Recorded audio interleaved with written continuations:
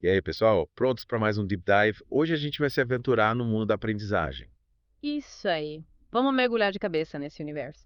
E para guiar nossa expedição, temos um mapa super completo, o livro Aprendizagem, Comportamento, Linguagem e Cognição. Do Charles Catania. É tipo a Bíblia da área. Exatamente. A gente vai dissecar esse livro para entender como a gente aprende. Desde o básico, sabe? Até os conceitos mais complexos. A ideia é que no final da jornada você consiga aplicar esse conhecimento na sua própria vida. Para turbinar seu aprendizado, entender seus hábitos e como você interage com o mundo. Mas antes de começar a escalada, vamos responder a pergunta fundamental. O que define a aprendizagem? Tipo, se eu levo um susto com um trovão, isso é aprendizagem. Boa pergunta. Nem toda reação a um evento do ambiente é aprendizagem. O susto com o trovão é um reflexo, uma resposta automática do nosso corpo. Ah, entendi.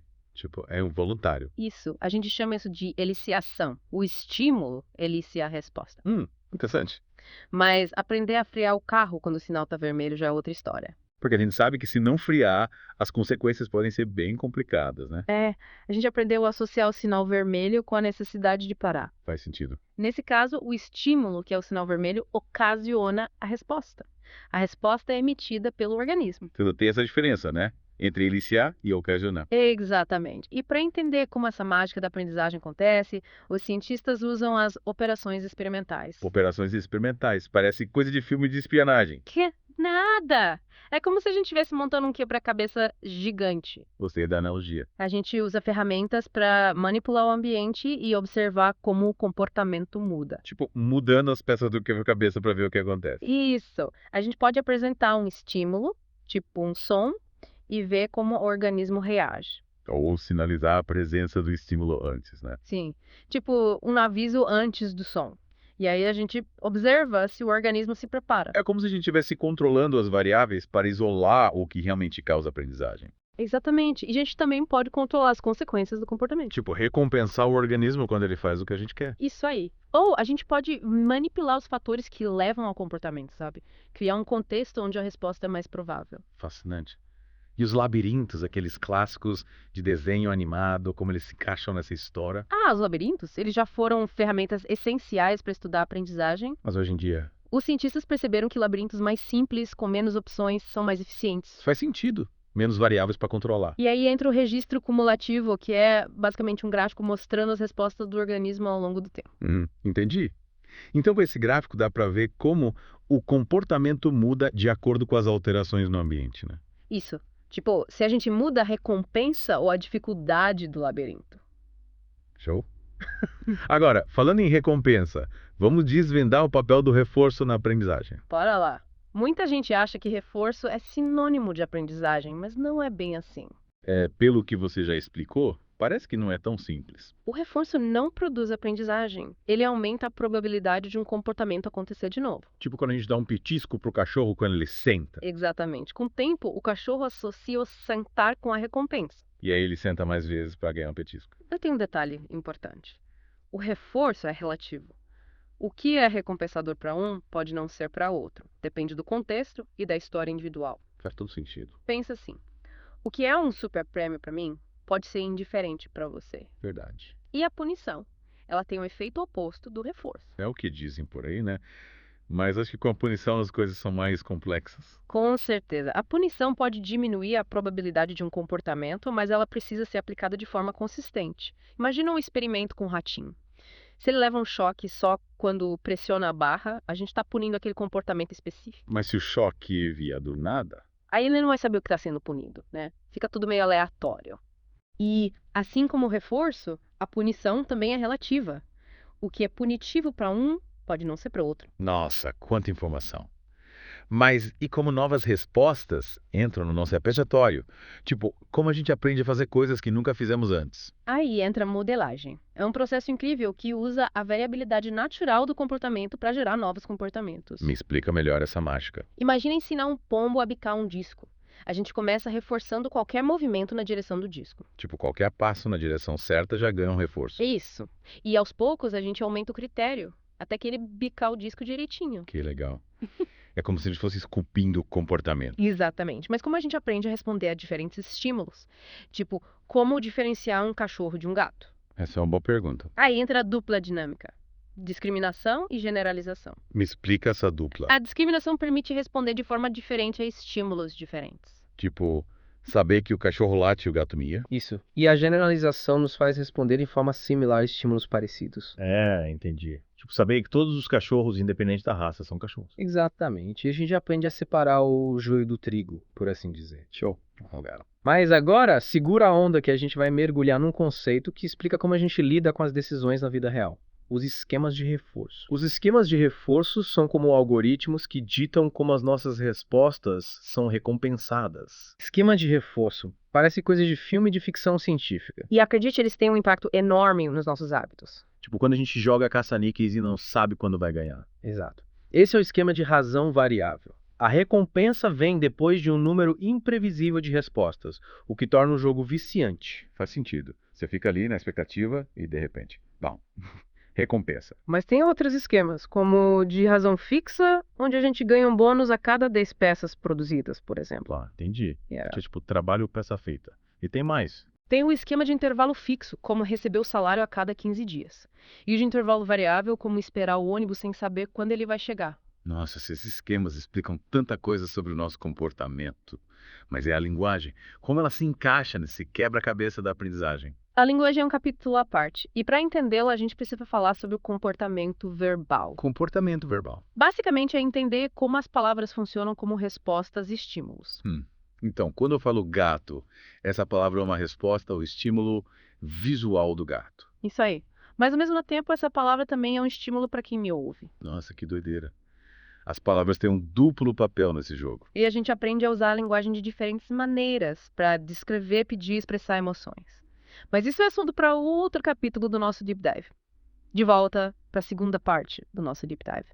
A gente já explorou bastante os conceitos básicos da aprendizagem. É verdade.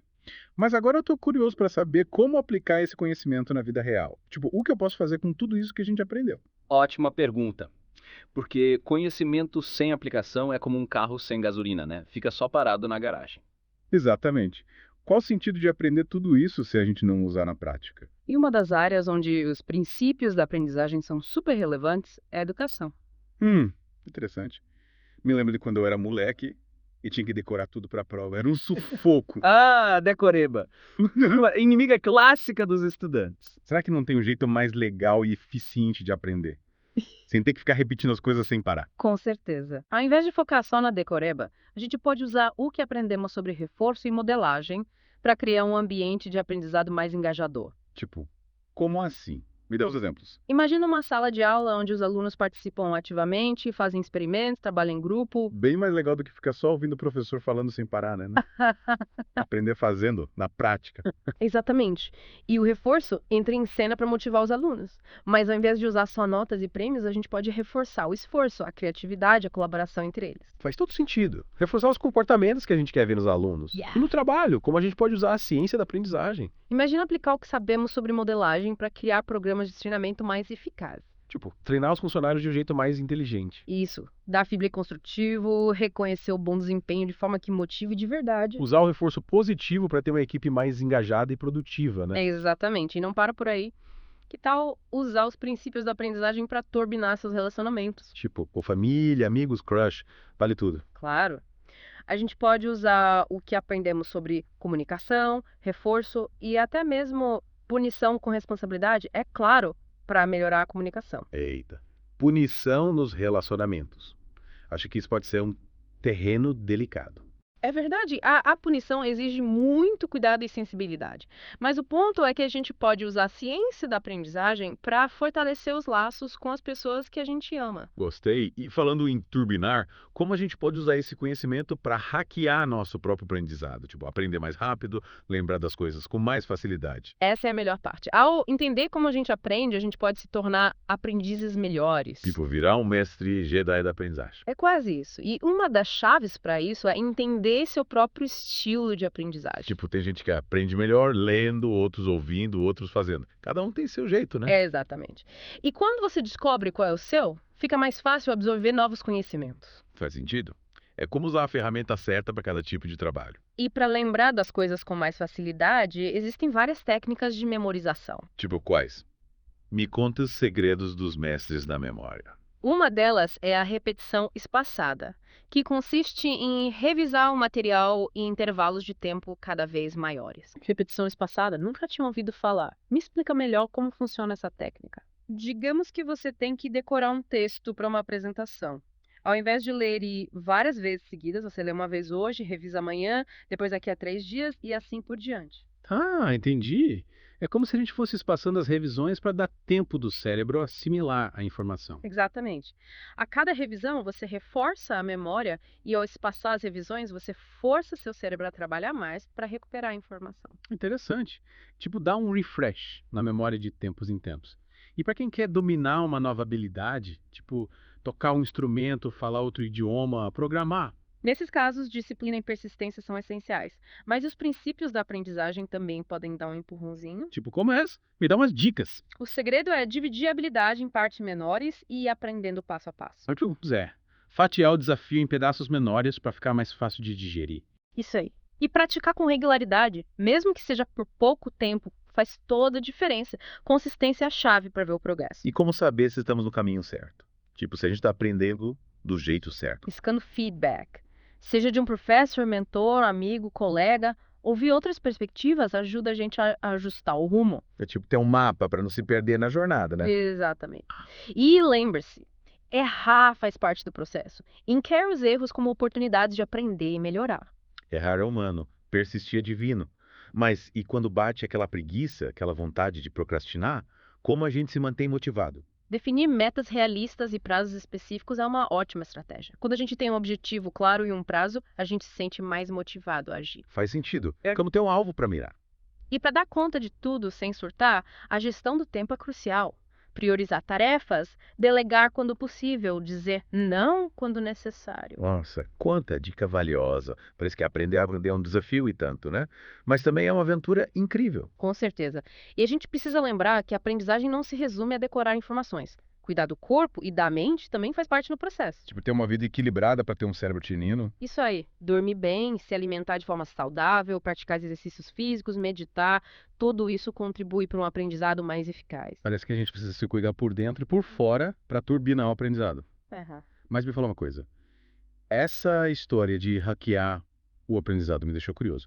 Se você pudesse escolher uma habilidade para dominar instantaneamente, qual seria? Caramba, isso é difícil. É muita coisa, né?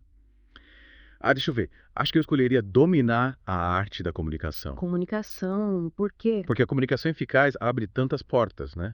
Influenciar pessoas, construir relações fortes, compartilhar ideias, defender o que a gente acredita. É verdade. Saber se comunicar bem faz toda a diferença. Um bom comunicador pode ensinar, inspirar e até mudar o mundo. Exatamente.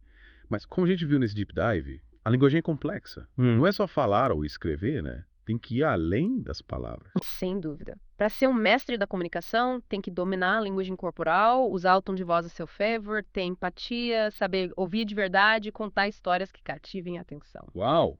É muita coisa para dominar. Mas como diria o poeta, a palavra é a ponte que une as almas. E você? Qual habilidade você hackearia no seu aprendizado?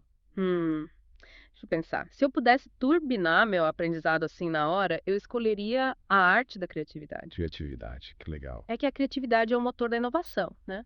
É a capacidade de pensar fora da caixa, de gerar ideias novas e soluções originais, de tirar projetos do papel. É verdade. A criatividade move o mundo para frente. E como a gente pode desenvolver essa habilidade? Tem algum truque? Eu acredito que a criatividade não é um dom, mas sim uma habilidade que a gente pode desenvolver com prática, persistência e, claro, usando os princípios da aprendizagem. Então a gente pode hackear a criatividade também. Com certeza. A gente pode estimular a curiosidade, experimentar coisas novas, questionar o status quo, buscar diferentes perspectivas.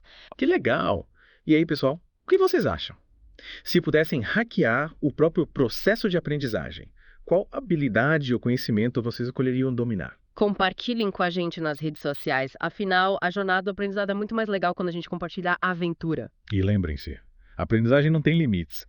Cada novo conhecimento abre um novo mundo de possibilidades. Isso aí. É como se a gente estivesse construindo um quebra-cabeça gigante e cada nova peça que a gente coloca revela um novo pedaço da imagem. Que bela analogia. Esperamos que vocês tenham curtido esse mergulho profundo no mundo da aprendizagem. A gente se vê no próximo episódio com um novo tema para a gente explorar juntos. Até lá!